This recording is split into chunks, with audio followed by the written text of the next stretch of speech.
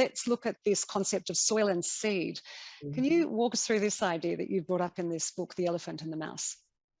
Yes, the soil and the seed is about just a little bit about what I was talking about, that the soil is the institution.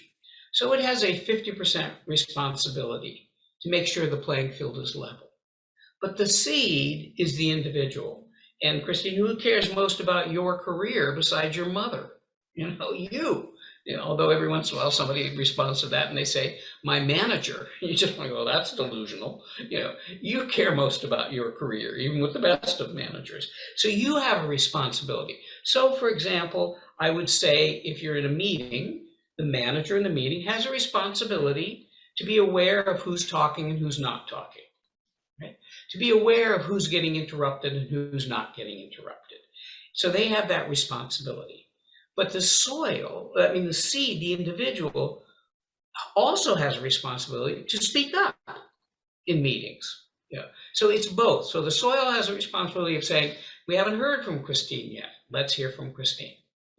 But you as an individual, because you care about your career, have a responsibility to speak up also. Now, I've added a third S in the book, and this is about, I call this kind of the Wizard of Oz approach to it. Everyone remembers the Wizard of Oz. Dorothy, to get herself to Oz, had the Tin Man and the Scarecrow and the Lion to help her along the way. All right, we also need that. We need the allies. We need the wing person, the wingman, the wing person. We need the active interventionist.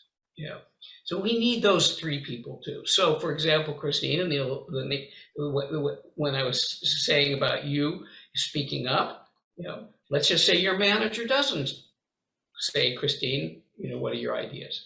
Let's just say you don't. Right? Then I would say, okay, there's the responsibility of the wingman or the ally to say, I know Christine really knows a lot about this subject. Why don't you, tell us a little more, Christine? I do that in the meeting. And I think we need to be far more active in that way too, to make sure that, that this playing field is level. So I've added a kind of a third leg of that stool. And also you say that you really like the cross diversity and this wing person or ally, so that you have a male speaking up for a woman. You might have someone who's a different minority who speaks up for, instead of a shy male, for example. Yes. And I think that often that is more effective. And sometimes men who are, really want to promote women or other historically underrepresented groups, they say, well, what should I do? And, what does ally mean? And so then you can help them see the behaviors that they can do that would create this support system. Okay, so you're saying it's up to the mouse, in its role as a seed, I guess, looking after its own career, to find those wing people and those allies and ask them to help. Yes, that's part of it. But it's also important, I think, I really don't want to remove the responsibility of the soil. So I want managers. That's one of the things I think we don't do enough of in the diversity world, is to say to managers, hey, women use disarming mechanisms when they speak. You need to understand that. You need to understand if she comes into your office and says, do you think I should get a promotion? She's just using a ritual question. That's not a question. That's a demand. But she's done it in a disarming mechanism way, to disarm so she doesn't get social negative consequence about being too aggressive.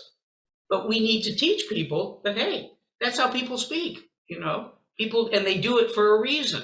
And we need them to be able to recognize when you say something in the meeting, Christine, none of the men say anything, a man says it, and all the men go, whew, great idea. And all the women are going, wait a minute, didn't Christine just say that? Didn't she just say it? I need the manager to say, John, thanks for agreeing with Christine. I need that manager to be aware of this dynamic.